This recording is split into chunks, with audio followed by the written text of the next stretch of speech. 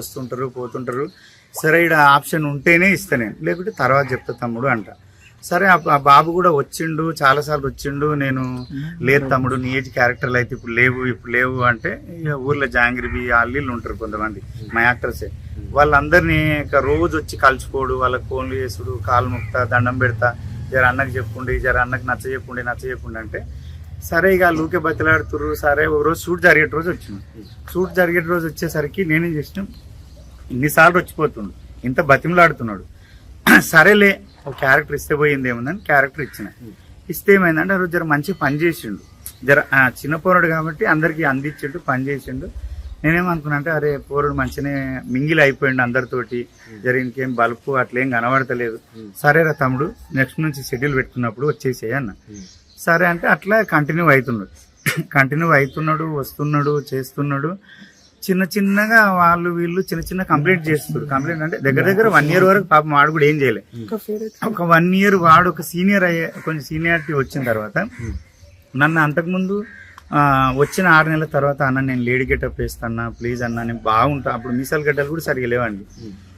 నేను lady getup వేస్తానా బాగుంటుందన్నా, నేను చాలా బాగా చేస్తానా, ప్లీజ్ అన్న అంటే నేను ఒకటే చెప్పిన, కొమరక్క టీవీలో కొమరక్క ఒక్కటే లేడీ గెటప్, వేరే వాళ్ళందరూ న్యాచురల్ యాక్టర్స్, అందుకే సక్సెస్ అయింది. మళ్ళీ ఇంట్లో గెటప్లు పెడితే మళ్ళీ నేను జబర్దస్త్ చేస్తా, జబర్దస్త్ లాగాను ఇంకా కామెడీ షో లాగా అవుతుంది. ఇది కామెడీ షో కాదు, ప్రతి దాంట్లో తెలంగాణ సోలు, తెలంగాణ యాస, తెలంగాణ భాష, తెలంగాణ మట్టి వాసన కనబెట్టేట్టు తీసుకుంటా నేను.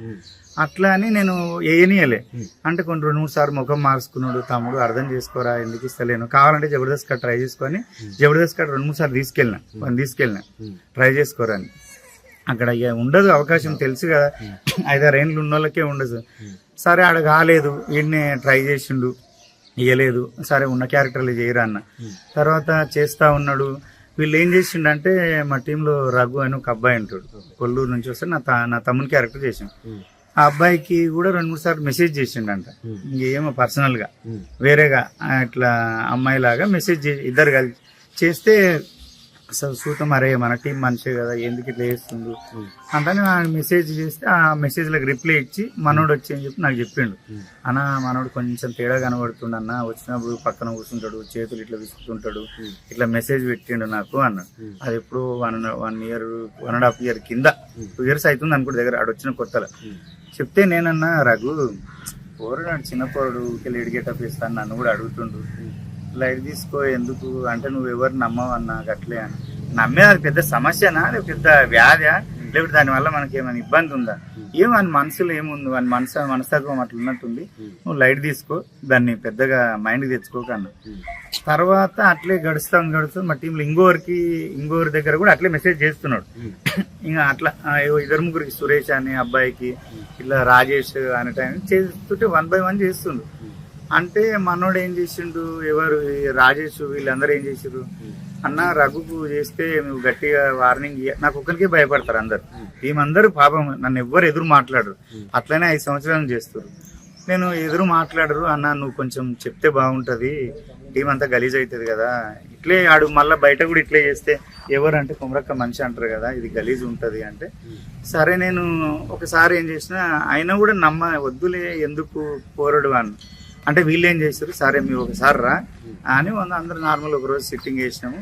రాజేష్, రఘు, సురేష్ వీళ్ళందరం కలిసి సిట్టింగ్ వేసినప్పుడు అన్న నీ ఫోన్ నుంచి మేము చాట్ చేస్తాము చూద్దాము నీకే తెలుస్తుంది కానీ నేనన్నా ఎందుకురా నాయన పోరడు వాడిన బిహేవియర్ అట్లుంటే మనం ఏం చేస్తామంటే జర మంచిగా లైట్గా బీర్ వేస్తున్నారు సరే అని చాటింగ్ చేస్తే వాడు నా ఫోన్ నుంచి వీళ్ళందరూ 4-5 మంది ఉన్న టీం, వీళ్ళందరూ చాటింగ్ చేస్తున్నారు, వాడు ఇచ్చే రిప్లైలకు నవ్వుతున్నారు, ఎంజాయ్ చేస్తున్నారు, మురిసిపోతున్నారు.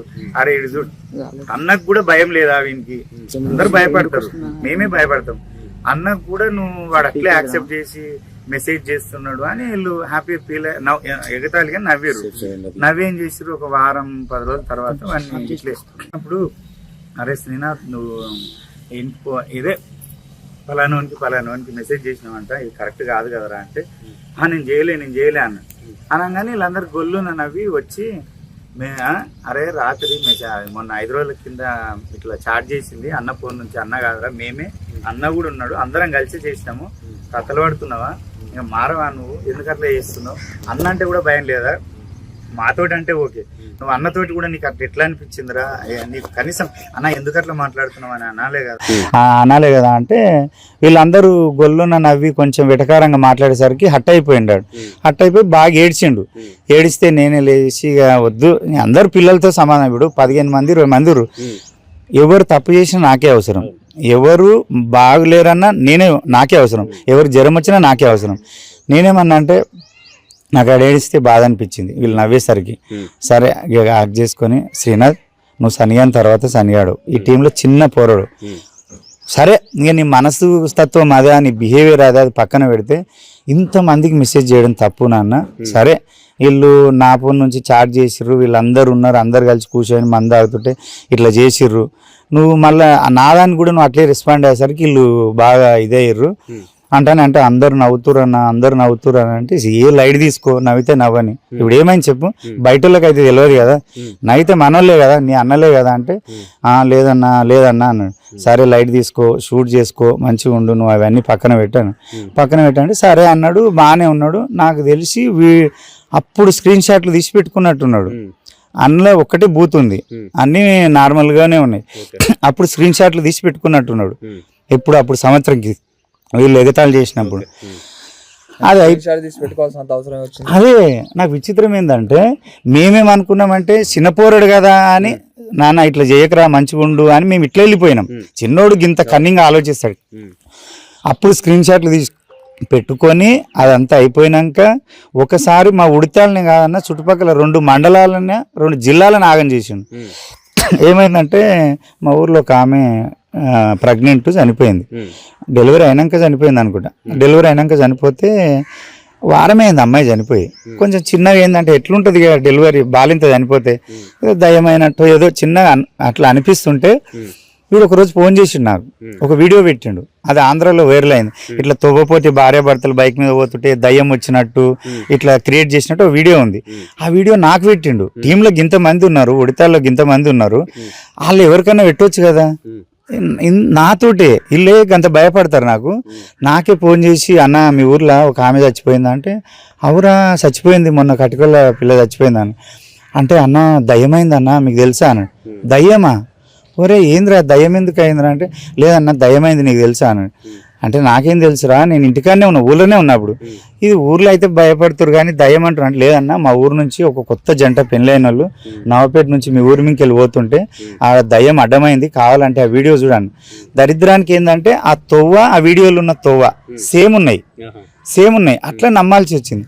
నేను ఇదేందబ్బా ఇట్లా అని రాముకి ఫోన్ చేసి ఊళ్ళో యూత్ అందరిని పిలిచి ఒక దగ్గర కూర్చొని లౌడ్ స్పీకర్ పెట్టి వానికి ఫోన్ చేసిన, శ్రీనాథ్ ఇది ఆషామాషి కాదు, ఊరికి సంబంధించింది, నువ్వు ఇట్లా చెప్తే చాలా డేంజర్ అవుతుంది, ఊర్లో భయపడతారు అంటే, అమ్మతోడన్నా దేవునితోడన్నా సాక్ష్యం అన్నా అన్నాడు.